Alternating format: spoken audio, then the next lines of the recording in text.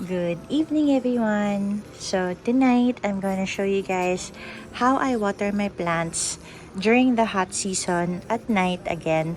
One of the reasons why I love watering at night is because, again, one, it's no longer hot or humid, and right now it's still pretty cold, no?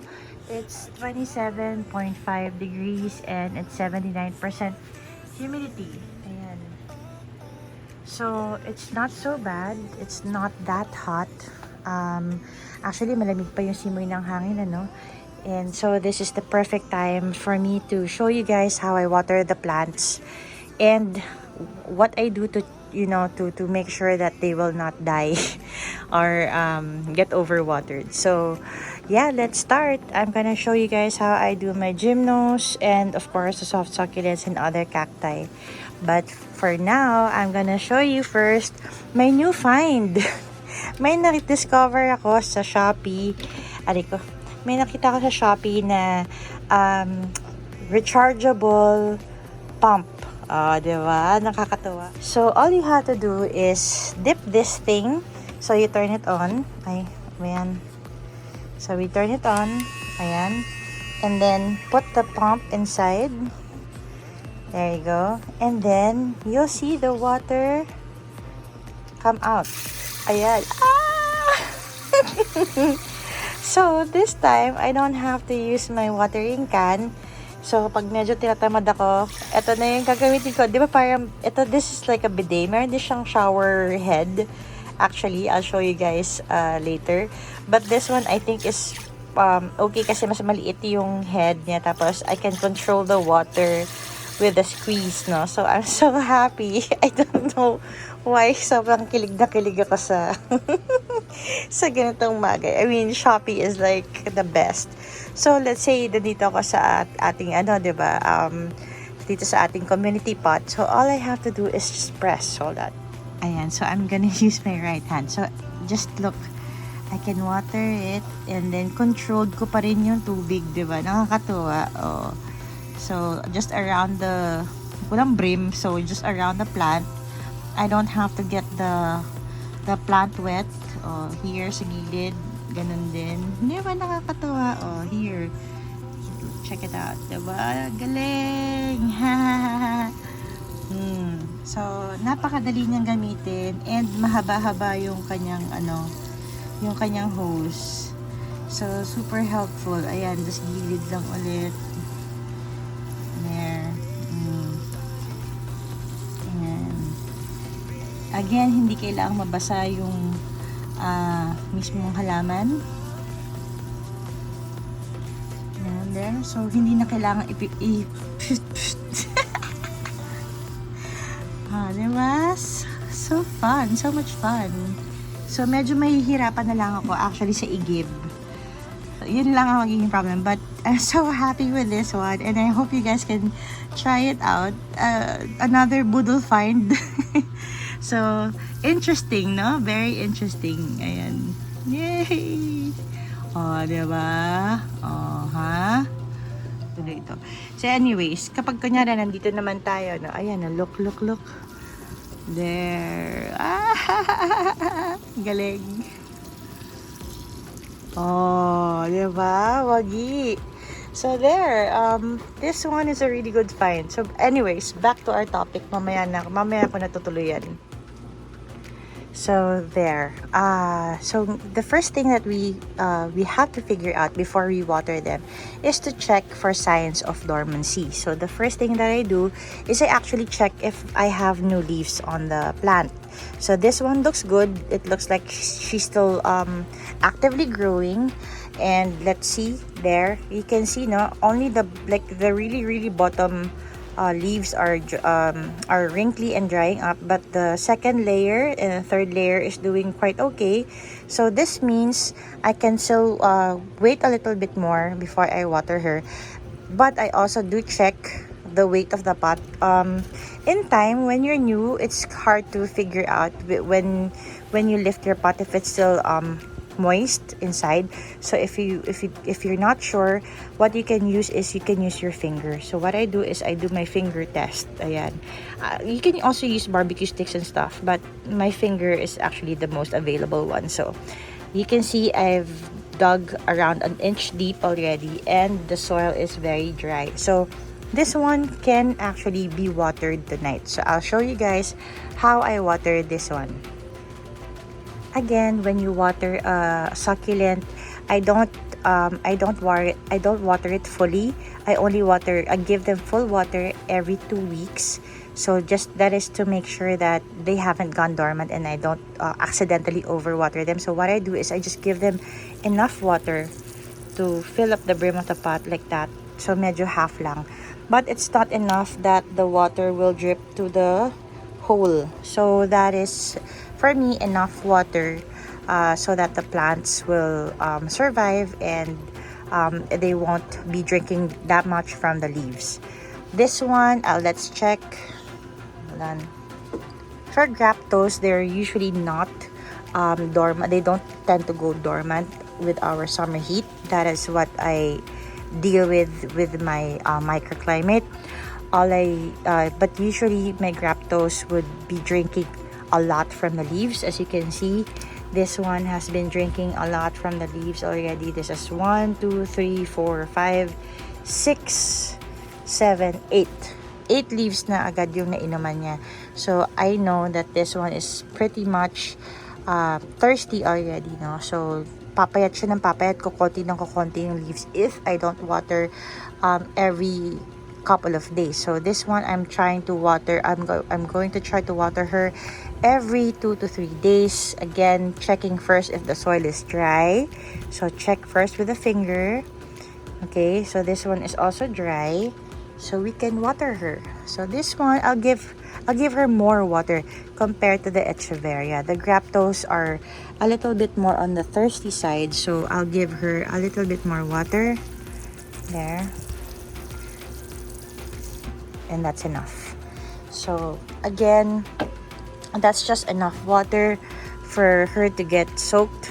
This one is dripping from the bottom, and it's okay kasi si grapto naman, again, she's very thirsty. You can see all of her dried up leaves. So this one deserves a good soak. Let's say for this one, no, you don't see that much dried leaves. So if I lift the pot and then I don't have any spot to dip my fingers in, I will just base it on the leaves. So I have to do the touch test, the pinch. I have to pinch it a little there if they're pliable or not. So this one is a little bit on the soft side, so this one I can give a little bit of water. So this one I will just spray just a little, and then that's it. So after 3 days, I'll check on her again if she will need more. If not, then I'll leave her be and wait for the next watering schedule, which is after 7 days. This one, let's check. This one, as you can see, it's very soft. Okay, very soft. So this one can go for a full water. But again, let's do the dip test to make sure that she is already dry. So let's do that. Okay. Okay, so it's dry. You can see the soil is dry there. So let's cover the toppings back. There we go. And let's give her a good soak there. And that's it. Again, do the same thing here. I don't have any spots to put my finger in, so I'm gonna base it on the leaves. This one still has plump leaves, so I'll just give it a little water, and that's it. So that'll be enough to make sure that they are hydrated and they won't be drinking from the leaves. So every 3 days, parang ganun, may kasundot ng konti. Again, on this side, I'll give them a little bit of water because the leaves of my Grapto Super Bomb Grapto SB var is still very plump. As you can see, I don't have any reasons to give her full water today, so I'm gonna just give her a little bit of water and skip to the next one. So this one is a good example of a really dehydrated plant. This is a really thirsty plant, and that is because this one is a relatively new plant. I was able to get this just before March. So let's do the root check, and as you can see, there's plenty of good roots on her already, and I haven't done any full watering on her yet. So I was still doing my regular controlled watering method on her. But since you can clearly see that she is severely dehydrated, the leaves are super soft and pliable and super wrinkly, this one deserves a good soak.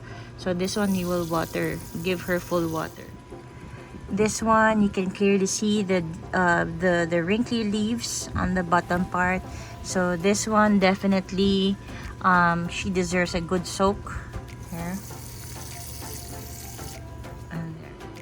And for propagations, this one is my ghost plant propagation. This is what they look like, and then I was able to get 6 more from here. You can see the pops already emerging. This one I can give a full soak. I haven't watered her for around 4 to 5 days already. The pot is very light already, and you can clearly see that it has already depleted the mother leaf. So I need to give her a good soak.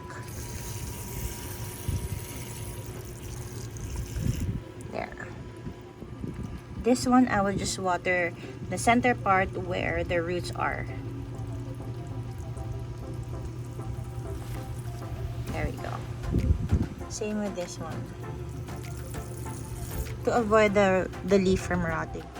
And now let me show you guys how I water my gymnos. Yeah. Okay. This one I have to skip because this one is newly potted, but the rest are okay. So I water them completely there. They don't have any measurements, so I just soak them. Complete soak.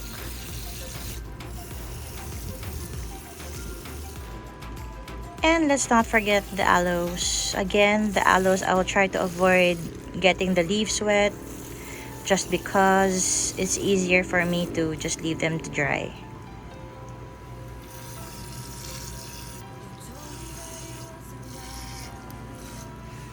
And the bottom gymnos too. Actually, I might move this one to another table because one of my gymnos died, maybe because of the drippings, and it was not getting enough sunlight, so I will have to move them. But just to show you guys how I water them, this is how I do it. Again, I don't water directly on the plant, mainly because I don't have enough. I mean, I don't have that much plants anyway, so I might as well be thorough on how I water them. But of course, if you do have a plantation or a big farm, you can just, shower them all together. But if they're dirty, I think you can. But if they're dirty, you can water them. You can wash them off. So this tool is a good tool to wash them off if they're dirty or dusty. So there.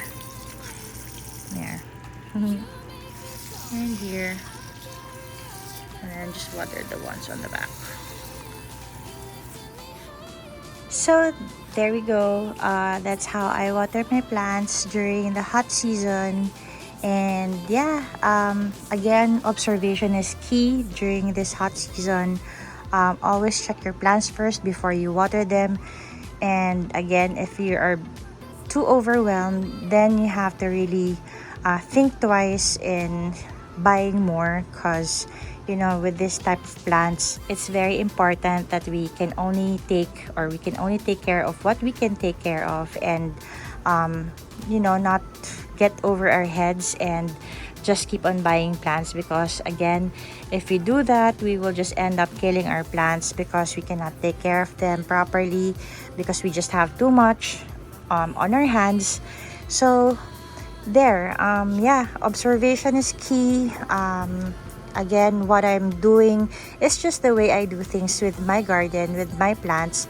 And if it's not applicable to you, then maybe you can find another way on how to water your plants, given the fact that if you have more plants than me, But yeah, that's the reason also why I decided to cut down the number of plants that I have. I decided to take out my plant rack at the back.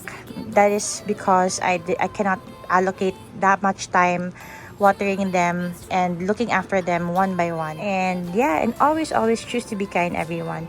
So I'll see you guys on the next video. Good night, everyone. Bye.